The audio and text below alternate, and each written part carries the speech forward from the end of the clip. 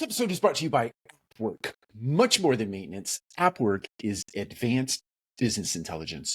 You can streamline your maintenance workflows and keep an eye on the leaderboard as service team members enjoy the gamification of maintenance. If that sounds interesting, visit appworkco.com. That's appworkco.com and transform your productivity today. Okay, let's talk about emotional contagion and vulnerability. So, my imagination tells me that all of you have experienced in some way, shape, or form the powerful ripple effect that emotions have in the workplace.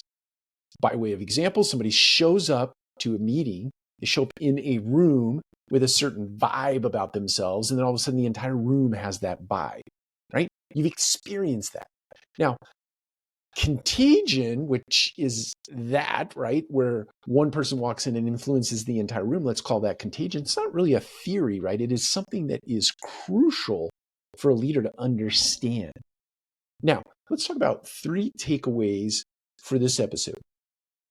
For leaders, when you show up in a room, you have the ability to influence it in a powerful, inspiring, motivating way, or in a discounting, uninspiring, and unmotivating way.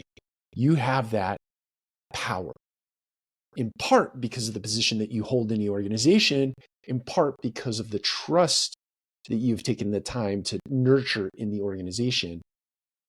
But you have that power, and it is a huge responsibility to have that kind of power. So let's talk about 3 things. First and foremost, you have to recognize and understand that fact. You have the ability to transform a culture. You can either make it a fear-based culture, or you can turn it into a culture of trust just by the way you show up every day in the world, in the workplace, in any room, in any context. The second thing I would say is that you, as a leader, have to understand that it is incumbent upon you to nurture and cultivate a state of being, a presence, a vibe that is beneficial to the organization. It is a net positive for the organization. It is your job to show up and create that kind of environment in a company so that the company can be a beneficial presence to its consumers, to its team members, to its investors, etc.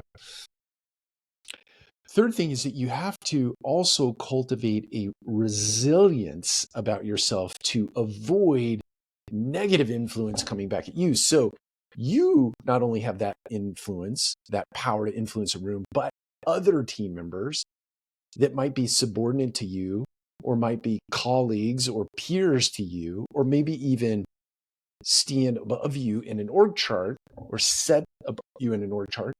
They can show up in a room and powerfully influence the dynamic.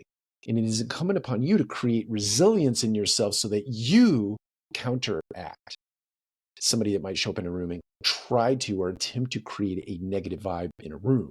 That is incumbent upon you as a leader. So you have to first and foremost, let's go back through the 3.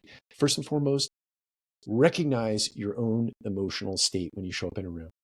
Understand, secondly, that you need to leverage that power correctly in your organization. And thirdly, you need to be a counterbalance to anybody that shows up in a room and tries to disrupt in a negative way. That's it. Take care. We'll talk to you again soon. And I want to give one more hat tip to AppWork for sponsoring today's episode. Imagine carrying a digital make-ready board in your pocket with work order tracking and maintenance technician leaderboards designed to gamify the process and bring out your team's competitive best. As a reminder, if that sounds interesting, you can go to appworkco.com. That's appworkco.com today to learn more.